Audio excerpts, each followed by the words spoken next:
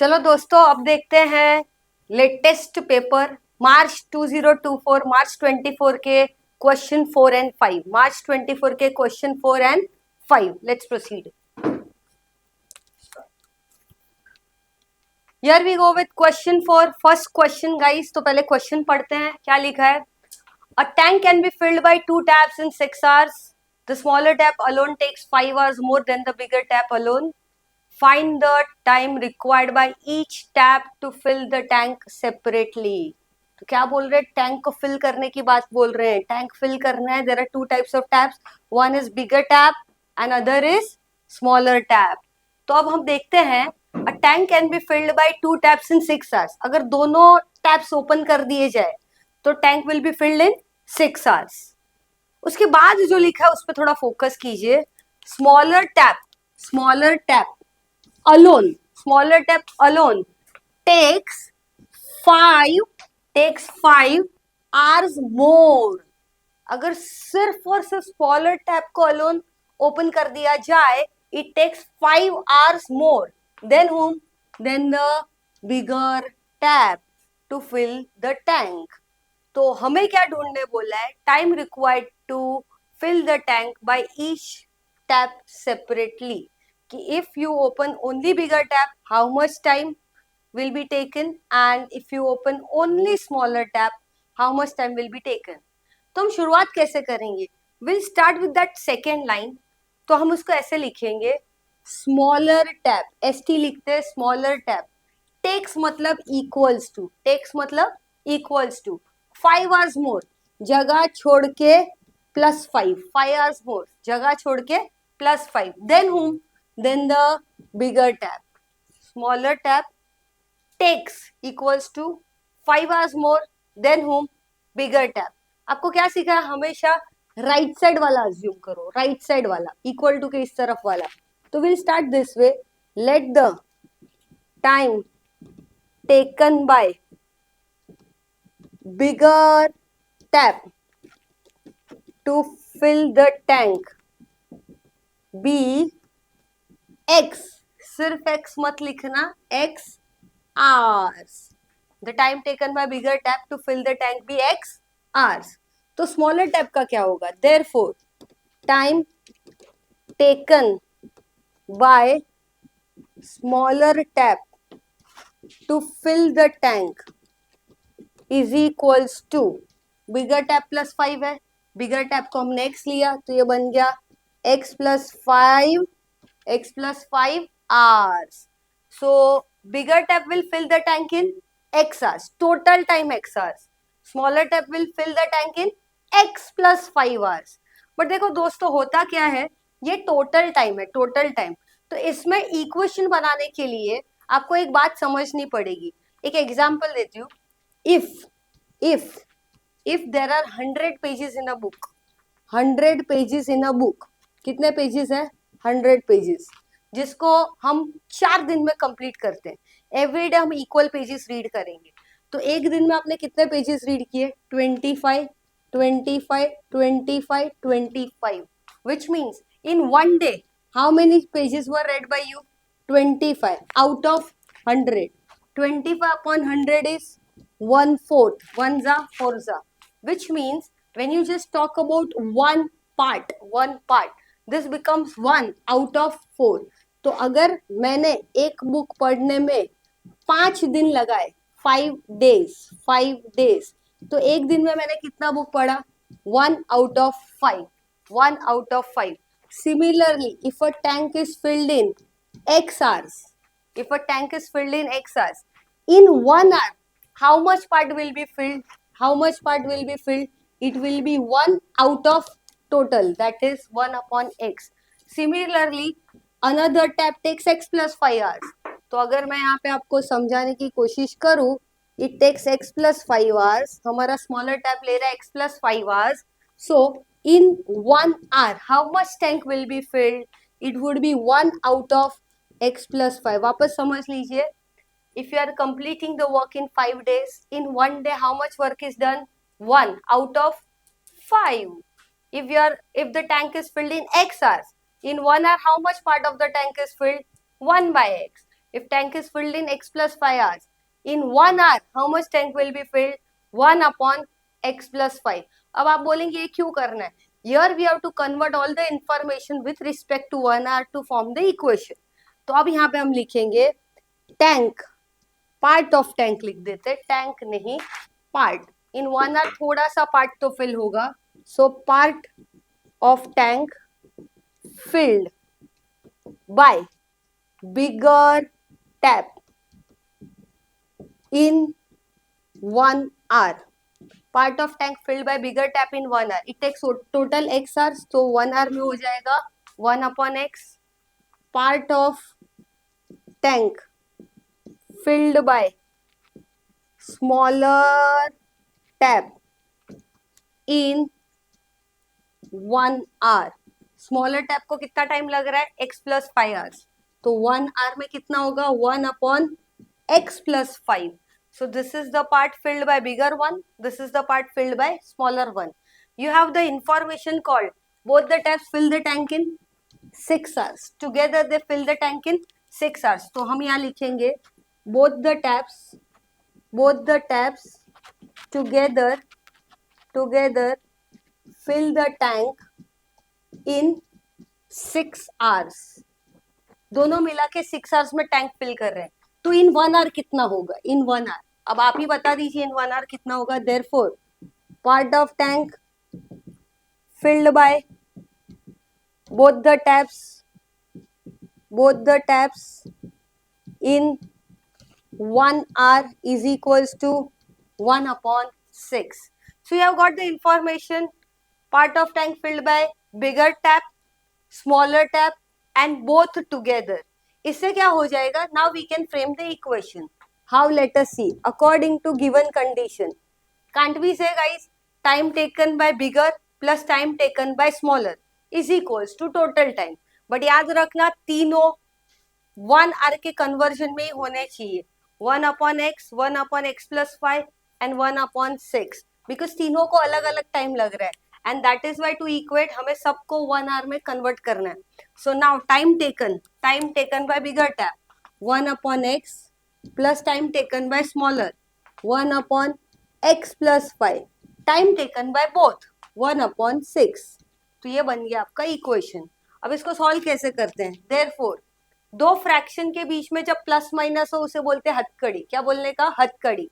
तो याद रख लीजिए जब भी आपके पास n अपॉन डी बीच में प्लस हो या माइनस हो and n upon D plus और माइनस n अपॉन डी, तो आपको क्या करना है जरा ध्यान से सुनिए. Cross horizontal. क्या करना है? Cross horizontal. तो यहाँ पे लगी हुई हथकड़ी, डिफरेंट डिनोमिनेटर्स, क्रॉस हॉरिजॉन्टल. तो कैसे होगा? 1 into x plus 5 plus x into 1 is x upon ये दोनों मल्टीप्लाई होंगे x into x plus 5 is equals to 1 upon 6. Therefore numerator solve करते हैं. 1x plus 1x 2x plus 5 upon open the bracket x into x square plus 5x is equals to 1 upon 6. Another rule of fraction, n by d is equals to n by d. बीच में अगर equal to हो तो सिर्फ cross horizontal नहीं होगा. Therefore cross multiply. Therefore x square plus 5x into 1 x square plus 5x is equals to 6 bracket 2x plus 5. Now what we'll do? Open the bracket in the next step. ये bracket open कर देंगे. ये rules थोड़े लिख लेते तो better होता. So now we proceed. Therefore x square plus 5x is equals to 6 2 ज़ा 12x प्लस दोस्तों 6 5 ज़ा 30. चलो बनाते हैं अब क्वाड्रेटिक में क्या होता है? Everything comes on the left side. x square plus 5x minus 12x minus 30 is equals to 0. Here you have like terms. Therefore x square plus minus करने का minus sign of greater number. तो 12 बड़ा number है, sign negative लगा दो. 12 minus 5 is 7 minus 30 is equals to 0. अब जरा ध्यान से देखो क्वाड्रेटिक बन चुका है. 3 terms, highest power 2, quadratic equation, यहाँ पे लगा दो 1, फैक्टराइजेशन मेथड। एक बार वापस रिवीजन कर लेते हैं। First number multiplied with last is called product. अभी साइन देखने की कोई जरूरत नहीं है। 130 जा 30 and last sign is subtraction should give you 7। Subtraction से क्या आना चाहिए 7। बड़े इजी फैक्टर्स हैं, प्राइम फैक्टराइजेशन की जरूरत नहीं है। अब जैसे कुछ बोलते हैं 15 टू जा 30 होता है, बट 15 माइनस 2 इज नॉट 7, तो ऐसे फैक्टर्स नहीं ले सकते। तो हम क्या लेंगे 10 3 जा, 10 3 जा क्या होता है 30, 10 माइनस 3 क्या होता है 7। मिडल टर्म वेरिएबल x, तो होगा 10x 3x। थोड़ी देर पहले साइन टेबल बताया था प्रीवियस वीडियो में। Plus plus plus plus plus plus plus minus plus minus minus plus both minus minus minus minus plus. So the sign table is the most important table for the quadratic. जिन बच्चों को sign को लेकर तकलीफ है please do follow the sign table. नहीं पता एक बार और बता देती हूँ। This is question, this is solution. Question में 2 साइन होते हैं, फैक्टर्स को 2 साइन लगाने होते हैं। क्वेश्चन में क्या साइन है जरा देखो, माइनस माइनस कहाँ है, ये रहा माइनस माइनस। फैक्टर्स कहाँ है, ये रहे। क्या साइन देना चाहिए minus plus. Question says minus minus, solution बोल रहा है माइनस प्लस, तो इधर लगाओ माइनस इधर प्लस। एक बात का खास ध्यान रहे, this is greater number, this is smaller, तो फैक्टर्स में हमेशा पहले बड़ा नंबर रखिए फिर छोटा, बिकॉज साइन टेबल वही फॉलो कर रहा है। सो साइन टेबल ना लिखा हो तो अभी भी लिख सकते हो। देयरफॉर हमें फैक्टर्स मिल चुके हैं, x square minus 10x plus 3x minus 30 equals to 0। बन गए 3 से 4, जोड़ी बनाओ। देयरफॉर कॉमन, क्या कॉमन है x कॉमन, x कॉमन है तो आएगा यहाँ से x माइनस 10, 3 और 30 में 3 कम्स आउट। जब ये कॉमन लेते हो ये साइन लगाया करो, सिर्फ 3 मत लिखो। Plus 3 common, x minus 3 what जा 30, 10 जा, therefore common bracket x minus 10, uncommon है x plus 3 is equals to 0। ये भी एक बेसिक कॉन्सेप्ट है। दो ब्रैकेट के बीच में जब कोई साइन ना हो it is called multiplication. Multiplication of 2 bracket is 0, तो यहाँ पे लगेगा 0 product rule. What is 0 product rule, 3 4 जा क्या होता है 12, 3 4 जा 12, 3 zeros और 0 3 जा बताओ, 3 zeros और 0 3 जा, 3 into 0 gives you 0, 0 into 3 gives you 0। क्यों ऐसा हुआ, यहाँ पे दोनों में आंसर 0 आया बट यहाँ पे नहीं आया, क्योंकि मल्टीप्लाई करते समय if one number is 0 product is 0, दोनों में से एक तो 0 होना चाहिए तो ही प्रोडक्ट 0 आता है। इसी को कहते हैं 0 product rule, and that is why here multiplication of 2 bracket giving you 0, therefore either first bracket is 0 or second bracket is 0, therefore x is equals to minus 10 goes there, that side plus 10, और x equals to minus 3। तो अब आपको 2 value मिल चुके हैं 10 और minus 3। x क्या assume किया था जरा चेक कीजिए, x is nothing but the time, x क्या है time, time taken by bigger tap to fill the tank, x hours. But दोस्तों टाइम कभी नेगेटिव हो सकता है क्या, नहीं। So since time can not be negative, therefore x equals to minus 3 is discarded, therefore x equals to 10, therefore x equals to 10, discard कर दो minus 3, x equals to 10 मतलब बिगर टैप का टाइम मिल गया, स्मॉलर का भी ढूंढना है, तो चलो नेक्स्ट स्टेप लिखते हैं। therefore time required by bigger tap to fill the tank is equals to x, that is क्या आंसर मिला x का 10 hours। Similarly time required by smaller tap to fill the tank is equals to, क्या था smaller tank का x plus 5, तो यहाँ लिख देते हैं x plus 5 which means 10 plus 5 which is 15 hours। क्या नहीं भूलना है, फुल मार्क्स चाहिए तो क्या नहीं भूलना है, final answer.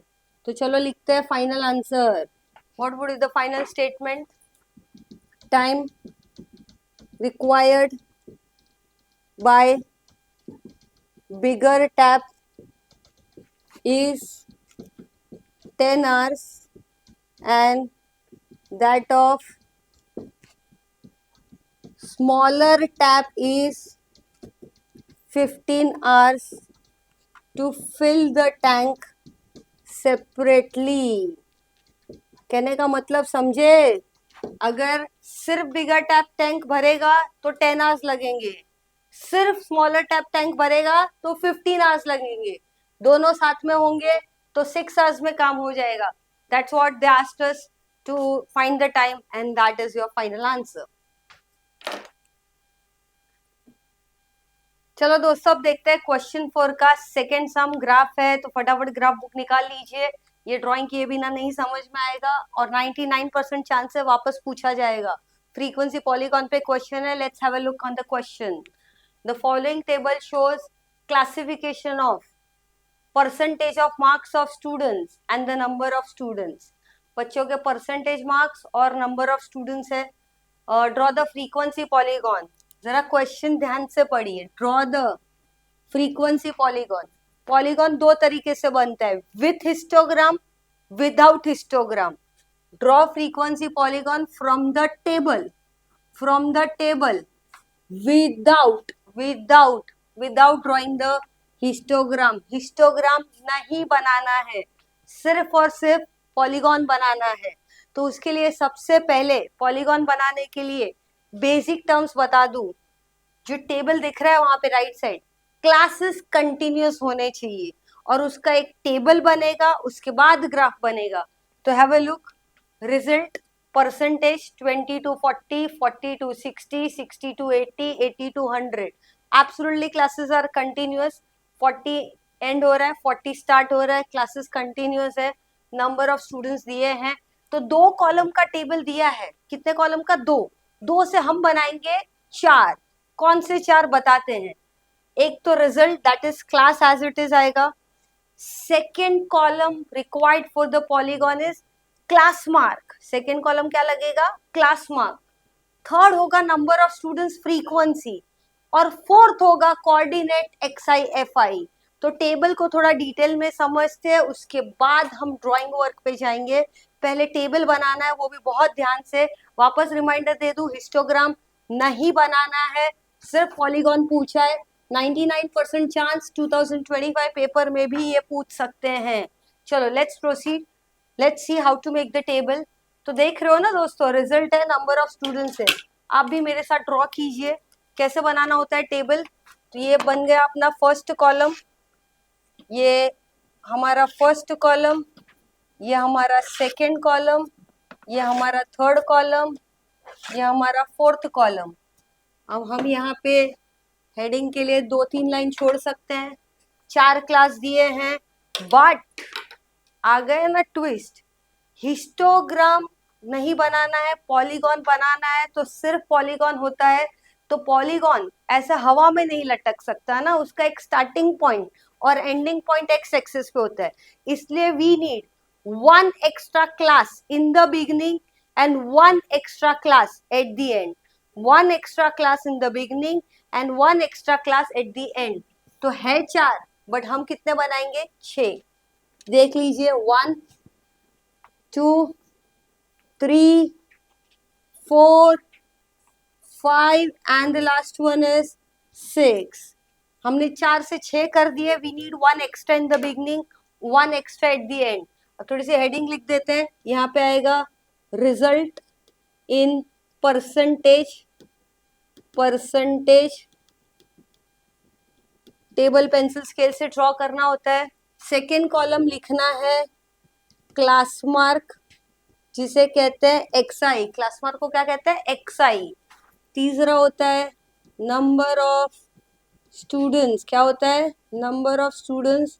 Number of students को कहते हैं frequency, FI. Last column is coordinate. Coordinate coordinate of points जो हम प्लॉट करने वाले हैं, जो होता है दोस्तों XI, FI. XI comma FI. So 4 column, पहले class mark XI, frequency FI and the coordinate of point XI FI. अब हम क्या करते हैं, ये पहला और आखिरी लाइन ब्लैंक रखते हैं, पहले गिवन डेटा कॉपी करते हैं. क्या है गिवन डेटा, देखो 20 to 40, 40 60, 60 80, 80 100 लिख दिया गिवन डेटा. अब फ्रीक्वेंसी कॉपी करो. फ्रीक्वेंसी का कॉलम ये नहीं है, मैंने थर्ड कॉलम लिया है फॉर द बेटर सीक्वेंसिंग. हो सके तो ये ऑर्डर फॉलो कीजिए, this the best order.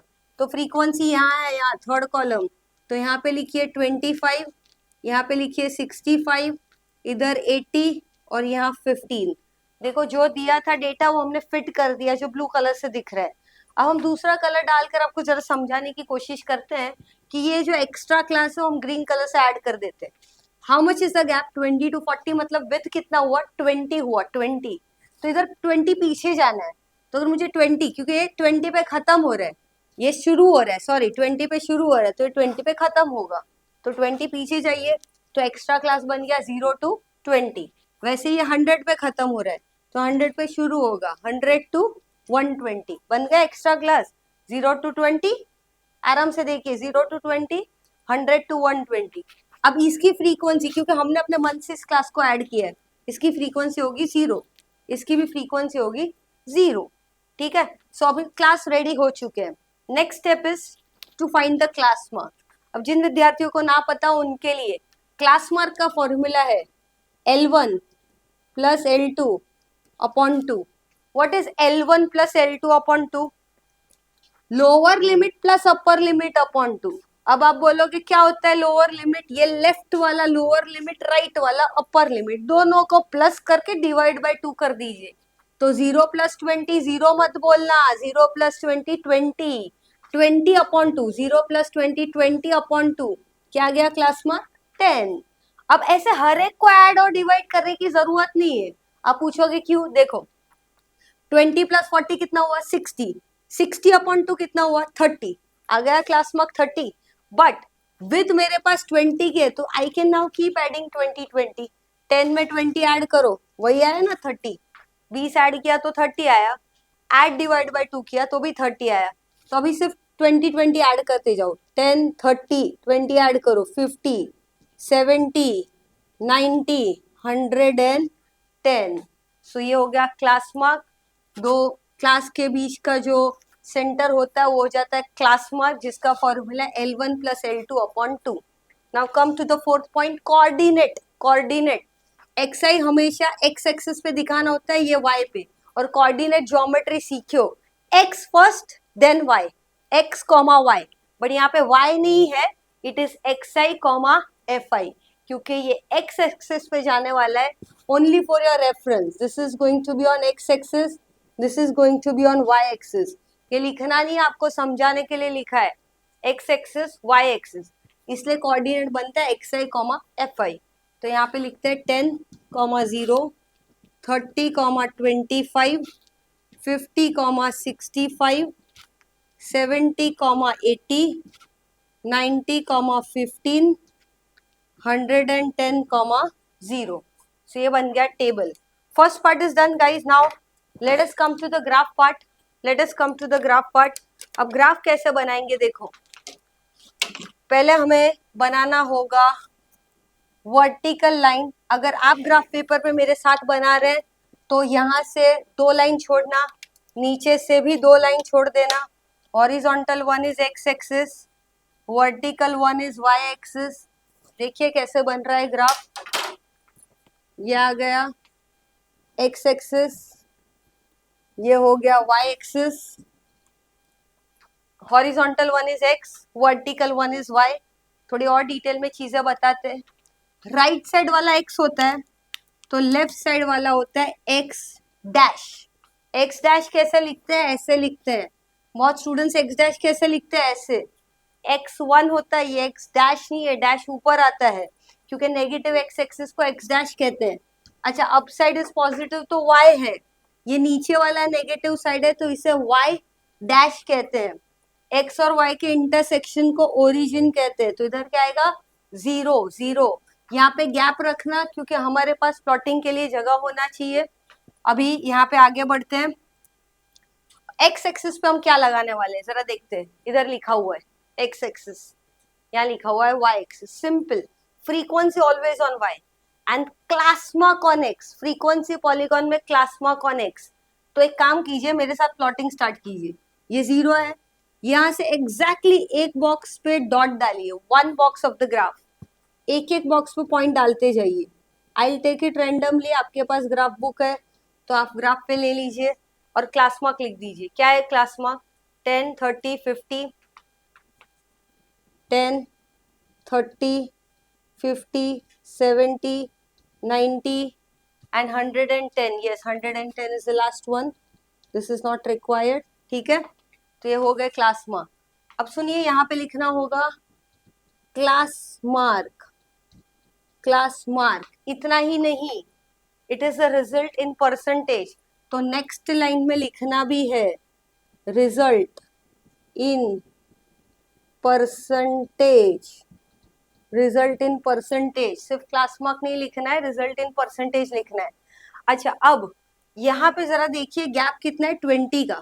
20, 20, 20, but initial gap is 0 to 10। तो यूनिफॉर्म नहीं हुआ ना, बाकी सब जगह पे 20 का गैप है, स्टार्टिंग में सिर्फ 10 का गैप है। तो हमें क्रिंक लगाना पड़ेगा। क्रिंक क्या होता है? क्रिंक मार्क थोड़ा सा मैं इसको इरेज करके आपको बता देती हूँ, यहाँ दिखा देते हैं। ये आपका लाइन होता है, इसे इरेज करना है थोड़ा सा। अप जाइए, अप, डाउन एंड अप, बन गया। This is called Crick mark. Kink mark तो वही हम यहाँ पे लगाने वाले, अप डाउन अप, बन गया क्रिंक। क्रिंक नहीं लगाने पर मार्क्स काटे जाएंगे। So this is the Crick mark, इसको इरेज कर देते हैं अब। सो अब हमने एक्स एक्सिस कंप्लीट कर लिया है, class mark and result in percentage. Y axis पे क्या डालने वाले हम? Number of students, that is frequency. उसके लिए सोचना पड़ेगा, the highest number here is 80। Almost सारे नंबर मल्टीपल ऑफ 5 है, तो आप 5 ले सकते हैं, बट 16 लाइन चले जाएंगे। So let us take a scale of 10। क्या ले लेते हैं? स्केल ऑफ 10, मतलब एक एक बॉक्स पे 10, 20, 30, 40, 50, 60, 70, 80। 10, 20, 30, 40, 50, 60, 70 और 80 ऐसे लिखना है। अब यहाँ पे मेंशन करना ना भूले इस तरह से, नंबर ऑफ स्टूडेंट्स। इसीलिए बोला था 2 लाइन छोड़िए, you can write the data perfectly then. Number of students. अब आपको टोटल 6 पैरामीटर चेक करने हैं बिफोर मेकिंग अ ड्राइंग। कौन से 6 पैरामीटर? एक्स लिखा, एक्स डैश लिखा, वाई लिखा, वाई डैश लिखा, हो गए 4। Fifth one, sixth one, 6 parameters, x, x dash, y, y dash, class mark, result in percentage, number of students. 6 point हो गए। 7th one kink mark, kink mark. And और एक 8th point आपको ध्यान रखना है, that is scale. Scale, scale क्या होता है? On x axis, on x axis क्या है? ऑन एक्स एक्सिस हमने लिया 1 बॉक्स, दैट इज 1 सेंटीमीटर। कितना गैप है? 20। 20 क्या है? परसेंटेज। तो इधर लिखना है on x axis 1 centimetre represents 20%। 1 centimetre क्या रिप्रेजेंट कर रहा है? 20%। अच्छा, वही वाई एक्सिस पे 1 सेंटीमीटर क्या रिप्रेजेंट कर रहा है? 10 स्टूडेंट्स। तो on y axis 1 centimetre is 10 students.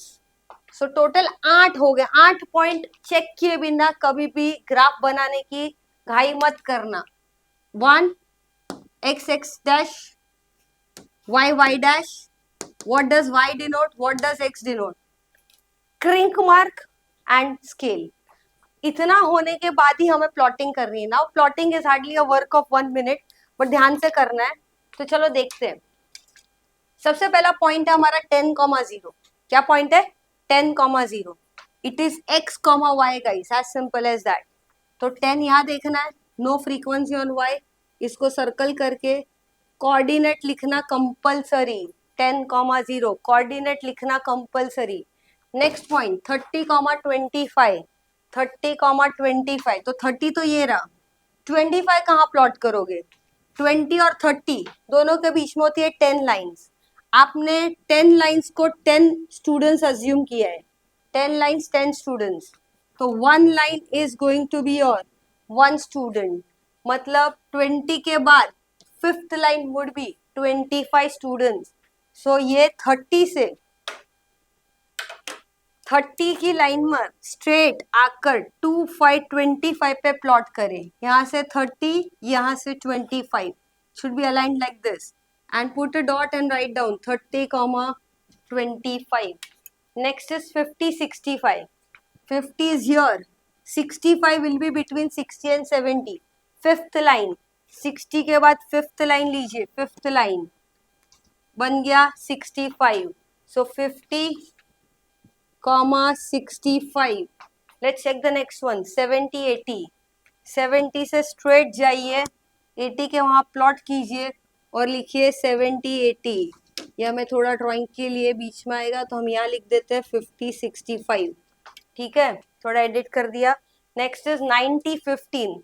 90, 15 ये आ जाएगा यहाँ पे 10 के बाद 5th लाइन 90, यहाँ से 5, 90 एंड 15 क्या लिख दीजिए 90, 15. कोऑर्डिनेट लिखना कंपलसरी. Last one 110, 0. सो ये हो गया हमारा प्लॉटिंग. अब all the dots to be connected with pencil and scale. तो सारे डॉट्स को ज्वाइन कीजिए पेंसिल स्केल से,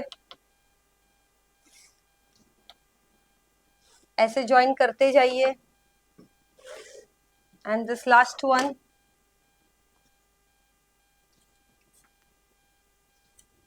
यहाँ एरो डाल के लिख दीजिए फ्रीक्वेंसी, फ्रीक्वेंसी पॉलीगॉन. तो देख लीजिए इस तरह से आपका फ्रीक्वेंसी पॉलीगॉन बनता है. 4 marks, the most important question, 100% chances to get repeated in 2025 March paper. So please make sure to practice it. सिर्फ देखना मत, इसे जरूर से ग्राफ पेपर पे सॉल्व करना. I hope that's clear to you. So this is the required polygon. चलो दोस्तों अब देखते हैं क्वेश्चन 4 का थर्ड सम. अब थर्ड सम देखते हैं. पहले क्या सिखाया, पहले क्वेश्चन पे ध्यान दिया करो. तो क्वेश्चन देखो, इन अ महिला बचत गट Kavita invested from the first day of month. Kavita investment कर रही है, first day she invested 20 rupees. कितना? 20 rupees. 20 on first day, 40 on second day, 60 on third day. पहले दिन पे 20, फिर 40, फिर 60. If she saves like this, what would be her total saving? What would be her total saving in the month of February 2020? What would be her total saving in the month of February 2020? तो ये पूछ रहे हैं हमें कि कविता अगर everyday save कर रही है तो what would be her total saving in the month of February 2020. तो देखते हैं दोस्तों 2020 किस तरह का ईयर है, ऑर्डिनरी ईयर है या लीप ईयर है, कैसे पता चलता है? डिवाइड बाय 4 करो, डिवाइड बाय 4. कुछ बच्चे बोल देते हैं 4 5 4 5. It is not 55, 5 not 5 guys, 5 not 5, but let it be. Division से मतलब नहीं है, it is divisible by 4. So 2020 is a leap year. ये क्यों जानना जरूरी है कि 2020 ऑर्डिनरी ईयर है या लीप ईयर है? It is because leap year has 366 days. और क्यों होते हैं 366 days? Because February month can have either 28 days और 29. लीप ईयर में फेब्रुअरी में होते हैं 29 डेज. तो which month they are talking about? February 2020. 2020 क्या है दोस्तों? लीप ईयर है. लीप ईयर में कितने दिन होते हैं? 366 डेज. फेब्रुअरी में कितने दिन होते हैं? 29 डेज. सो हमें इन शॉर्ट कविता की टोटल सेविंग फाइंड करनी है इन February, means in 2020. 29 days, total savings of 29 days. ठीक है, अब समझते हैं गिवन पार्ट. अब समझते हैं गिवन पार्ट. तो क्या बोला हमें सबसे पहले, Kavita invested first day ₹20. Investment on first day ₹20. Investment on second day ₹40. Investment on third day लिखना जरूरी है ₹60. 20, 40, 60. Therefore, Kavita's investments are ₹20, ₹40, ₹60. ... क्या लग रहा है? Is this an AP? AP क्या होता है? When the difference between all consecutive terms is same. Check करो, 40 minus 20, 20, 60 minus 40, 20. Yes, it forms an AP. तो लिखो, it forms an AP. It forms an AP. First term क्या है? 20. तो इधर लिखिए A is equals to 20. अब rupees लिखना जरूरी नहीं है. कॉमन डिफरेंस कैसे निकालते हैं? T2 minus T1, 40 minus 20, 20. मिल गया A और T. आपको पूछा है टोटल सेविंग, तो आप एक लाइन डाल देते हैं. अब लिख देते हैं total saving in the month February 2020. You have to mention February as 29 days. So since 2020 is a leap year, 2020 is a leap year, therefore February has 29 days. Therefore total savings in 29 days.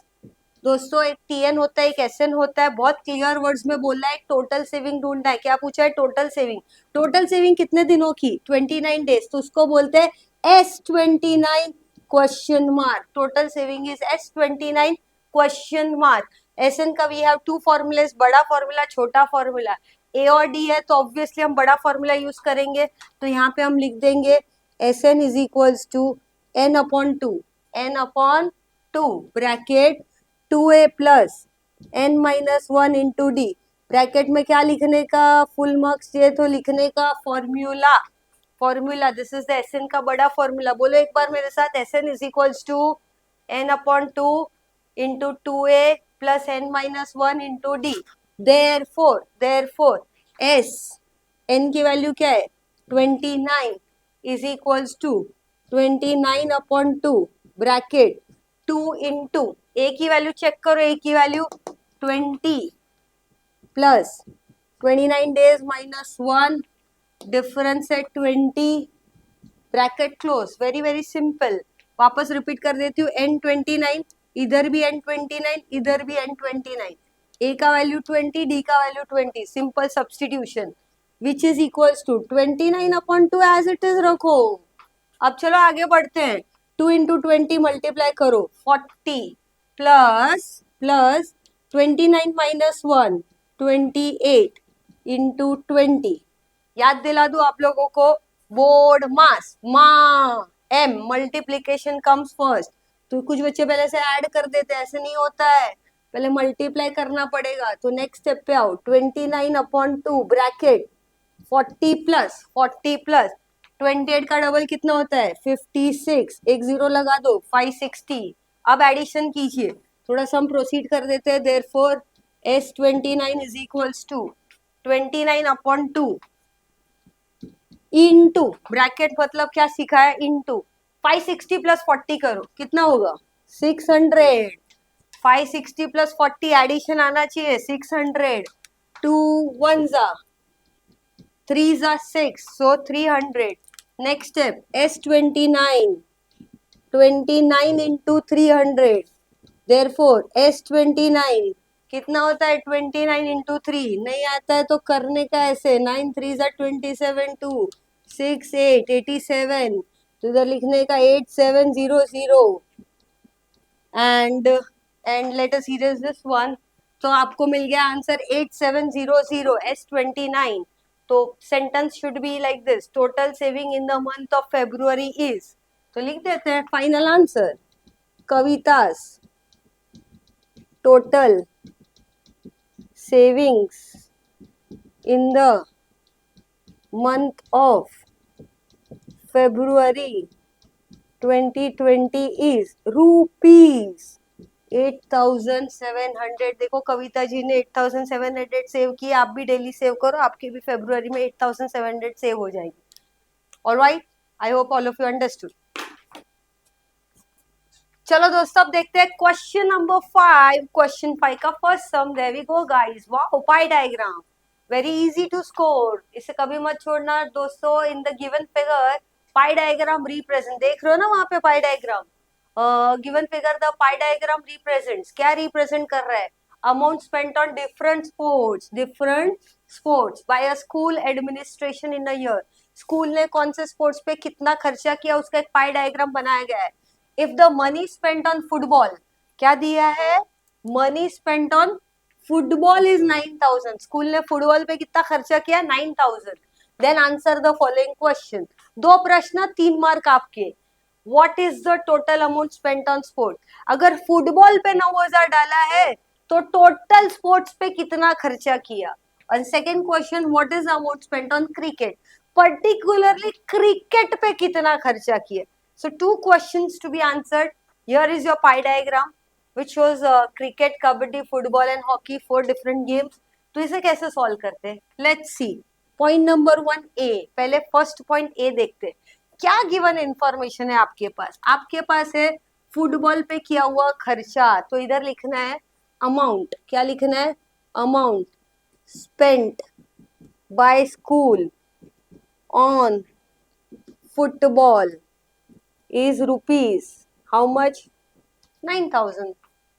अच्छा, अब यहां पे बनता है एक formula, amount spent on football is equals to, क्या formula है जरा देखते हैं। Formula is theta upon 360 degree into total amount, theta upon 360 into total amount. मैं इसको लॉजिकली भी क्रॉस वेरीफाई करवाऊंगी, बट अभी के लिए समझ लीजिए amount spend on football is theta upon 360 into total amount. Theta क्या होता है? सेंट्रल एंगल हो रहा है, तो फुटबॉल का सेंट्रल एंगल चेक करते हैं। Football is 45 degree. कितना है? 45 डिग्री। तो आ जाओ यहाँ पे, therefore we know the amount spent on football, तो इधर लिखेंगे 9,000 is equals to theta, central angle है 45 डिग्री, 45 डिग्री, डिग्री लिखना जरूरी, upon 360 degree into total amount, 45 upon 360 into total amount. Therefore अब एक काम करते हैं, we have to find total amount. Fraction को लेफ्ट में लो, any fraction from multiplication, if you change the side, reciprocate, उल्टा करो, सो 9,000 इंटू उल्टा करो 360 upon 45 is equals to total amount. थोड़े से कैंसिलेशन करने हैं, कटिंग करनी है, बट बहुत इजी है। 45 का डबल जानते हो? 45 का डबल 90 होता है, तो लिखो इधर 45 1 जा 2 जा, क्या हो गया? 90। 2 जीरो है तो लगा दीजिए 2 जीरो। अब क्या करना है? सिर्फ मल्टीप्लाई करना है। So therefore total amount spent on sports is equals to 200 into 360, 200 into 360, 36 का डबल क्या होता है दोस्तों? 72। कितने जीरो है भाई? गिन लीजिए, 3।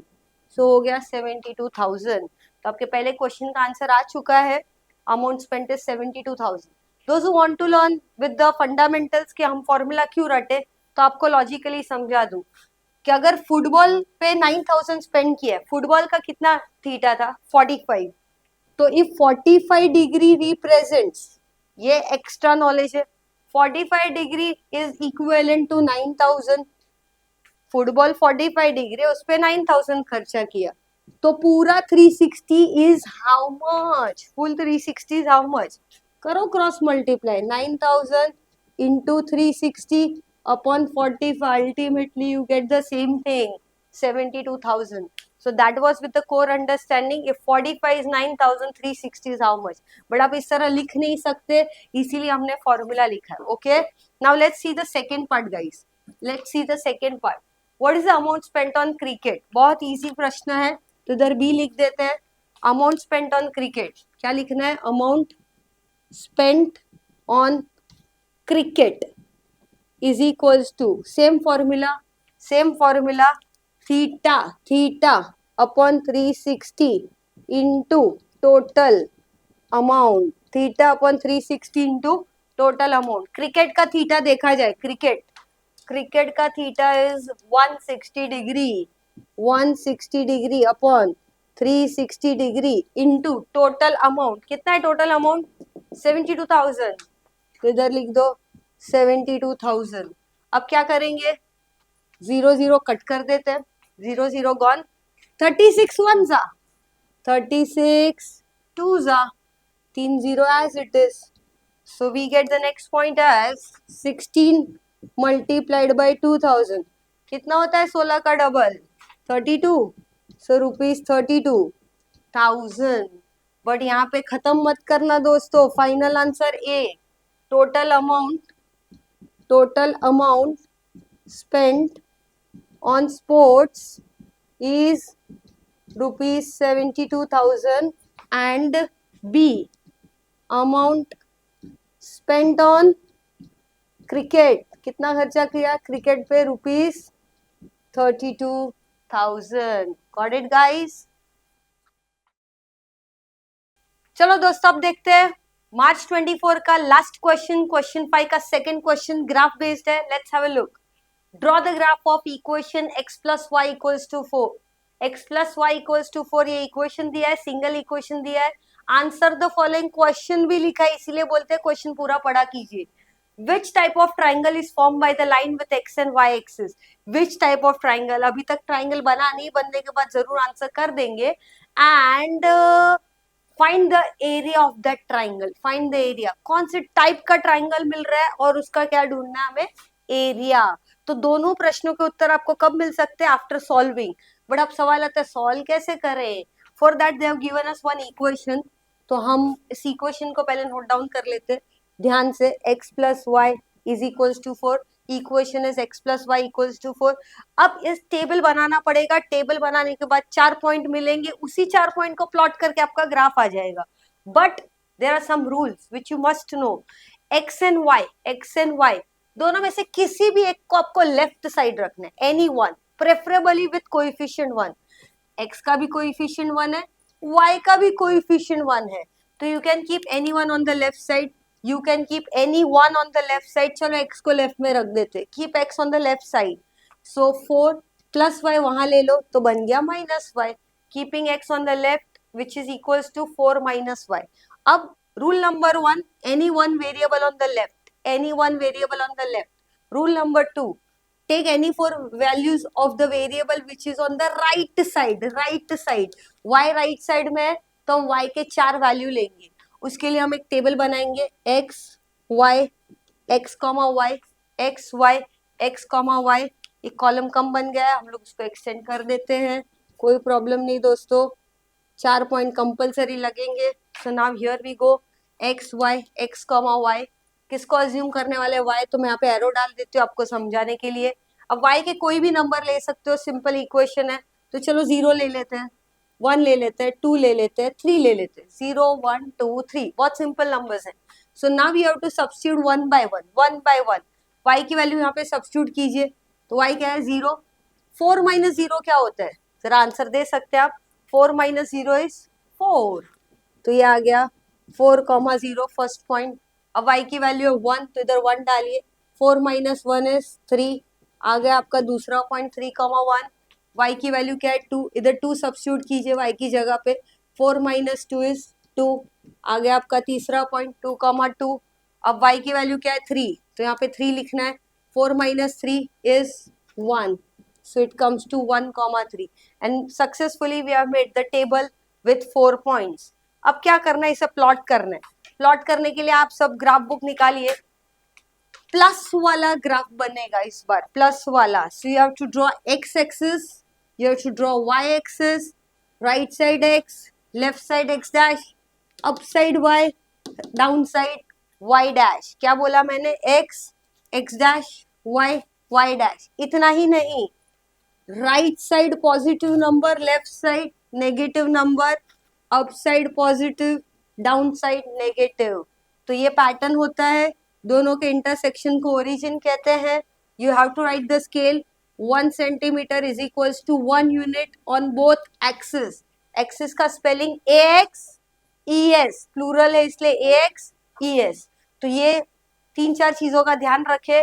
X X dash, Y Y dash, scale, right side positive, left side negative, up side positive, down side negative. Final part plotting. First one 4,0. कैसे प्लॉट करते? x पे 4 चाहिए, y पे कुछ नहीं चाहिए. x पे 4, y पे कुछ नहीं. चलो आ जाओ. x पे 4, ये रहा x एक्सिस नंबर 4, 4,0. कोऑर्डिनेट लिखना ना भूले. नेक्स्ट 3,1, x पे 3, y पे 1. फर्स्ट क्वाड्रेंट 3 और y पे 1, सो 3 एंड 1 ऐसा लाइन कीजिए. इधर लिख दीजिए 3 1. नेक्स्ट देख लो 2 2, दोनों positive. First quadrant 2 year 2 year, dot डाल के लिखिए ग्राफ पेपर पे 2 2. नेक्स्ट 1 3, वापस फर्स्ट क्वाड्रेंट, सो 1 एंड 3. ये आ गया 1,3. All the 4 points are collinear. अब बहुत प्यार से हम क्या करेंगे, ये चारों पॉइंट को कनेक्ट करके एक लाइन ड्रॉ करेंगे. एक लाइन ड्रॉ करेंगे जो कुछ इस तरह से होगी. थोड़ी सी एक्सटेंड कर देना लाइन को, थोड़ा सा एक्सटेंड कर देना. क्यों एक्सटेंड करना? क्योंकि हमें इक्वेशन लिखना होगा लाइन पे. इक्वेशन ओरिजिनल ही लिखा जाता है. तो यहाँ पे लिख दीजिए x plus y is equals to 4. Original equation लिख दीजिए x plus y is equals to 4. तो if you join all 4 points which are collinear, you get a line and the name of the equation is x plus y equals to 4. But यहाँ पे सम खत्म नहीं हुआ है. There was 2 question. अब हम दोनों क्वेश्चन के आंसर दे सकते हैं. जैसे कि पहला question, which type of triangle is formed. Which type of triangle, क्या आपको ट्राइंगल दिख रहा है? चलो हाईलाइट कर देते हैं आपके लिए. दिख रहा है क्या triangle? This is the triangle. This is the triangle you get. तो आप बोलेंगे मैम ये तो राइट एंगल ट्राइंगल है डीटी ma'am. Yes it is a right angle triangle, क्योंकि 90 पे ही इंटरसेक्ट होता है. राइट एंगल ट्राइंगल है वो तो समझा. बेस देखो 4 है, हाइट भी 4 है. Base 4, height 4. क्या सीखा था? अगर दो साइड इक्वल हो ऐसे ट्राइंगल को क्या कहते हैं? Isosceles triangle. तो this is isosceles right angle triangle. तो ग्राफ के ऊपर आंसर नहीं लिखने का, टेबल के नीचे लिखने का. Point A, which type of triangle, तो लिखने का triangle formed by, triangle formed by the line with X axis. अभी एक्स आई एस ना सिंगुलर है.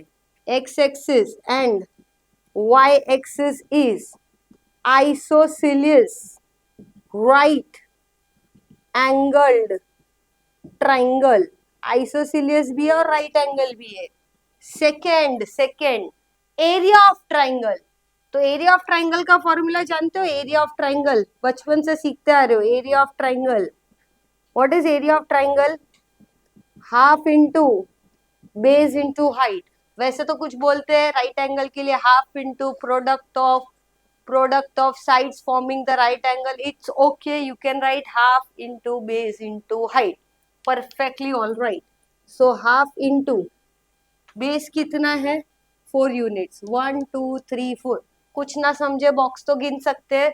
1 2 3 4. Height 1 2 3 4. So base is 4, height is 4. Cutting कर लो. 2 1 जा, 2 2 जा, 4 2 जा 8. अब 8 क्या लिखना है?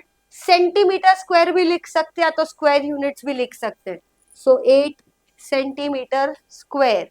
सो we have got the both the answer. First one, the type is isosceles right angle triangle, and second area of triangle is 8 centimeter square. बहुत तो यहाँ पे एक मेंशन कर देना फॉर्मूला करके, and that is what the answer is.